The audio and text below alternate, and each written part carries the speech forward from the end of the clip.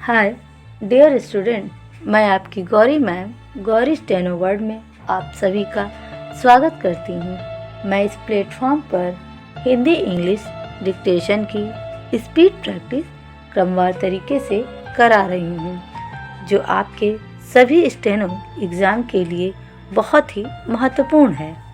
तो आइए अब डिक्टेशन स्टार्ट करते हैं। अनुपम एक्सरसाइज 9 स्टार्ट। माननीय सभापति महोदय, मैं आपकी अनुमति से शिक्षा मंत्री जी ने जो प्रस्ताव सदन के सामने प्रस्तुत किया है उसका समर्थन करने के लिए खड़ा अवश्य हुआ हूँ, लेकिन क्या माननीय मंत्री महोदय जी यह बताने की कृपा करेंगे कि हमारे देश में शिक्षा की नीति का आधार क्या है। शिक्षा की नीति में सबसे प्रमुख बातें क्या होनी चाहिए। इस संबंध में मेरे विचार इस प्रकार हैं कि अपने देश में वे तमाम बच्चे जो पढ़ना चाहते हैं या जिनके माता पिता पढ़ाना चाहते हैं, उनको शिक्षा प्राप्त करने का अवसर सुलभ होना चाहिए। दूसरी बात यह है कि हमारे देश के करीब गरीब लोगों के लिए शिक्षा सस्ती होनी चाहिए।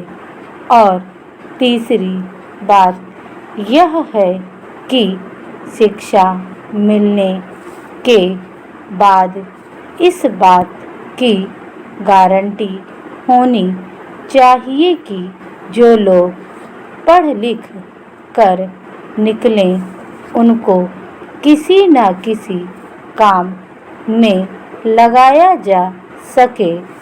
मेरा आशय यह है कि शिक्षा नीति को इन 3 कसौटियों को ध्यान में रखकर व्यवहार में लाया जाना चाहिए। क्या शिक्षा नीति यहाँ की सस्ती है? क्या सभी को सुलभ है? तथा क्या वह रोजगार तलब है? मान्यवर, इन 3 कसौटियों पर विचार करने के बाद हम इस निष्कर्ष पर पहुँचेंगे और यह सदन भी इस निष्कर्ष पर पहुँचेगा कि न तो शिक्षा सुलभ है, न सस्ती है और न यह रोजगार तलब है। आज शिक्षा के अंदर भी वर्ग बने हुए हैं। क्या शिक्षा हाई क्लास के लोगों के लिए है, जो कि उन लोगों को पब्लिक स्कूलों के माध्यम से दी जाती है और वहाँ पर जो बच्चे पढ़ते हैं उन पर कई सौ रुपए प्रति माह व्यय होता है।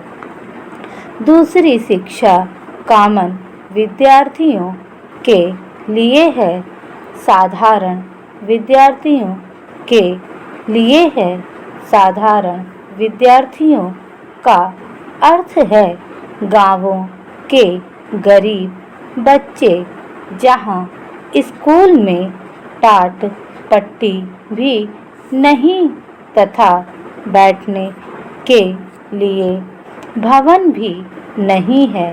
वहाँ पर किताब भी नहीं है, जहाँ पर ब्लैक बोर्ड भी नहीं है।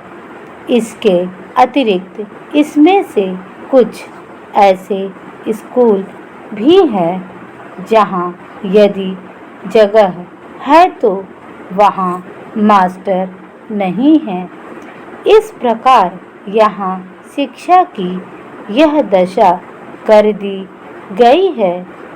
एक शिक्षा उच्च वर्ग के बच्चों के लिए है तथा एक शिक्षा साधारण वर्ग के लोगों के लिए है।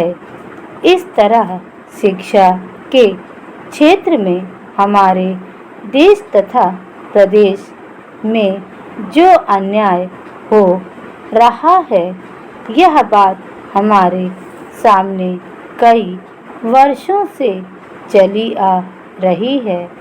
कुछ दिनों से यह चर्चा सदन में हो रही थी कि शिक्षा इस तरह निर्धारित की जाए कि उसमें एक समानता लाई जाए और उसके लिए एक पाठ्यक्रम निर्धारित किया जाए।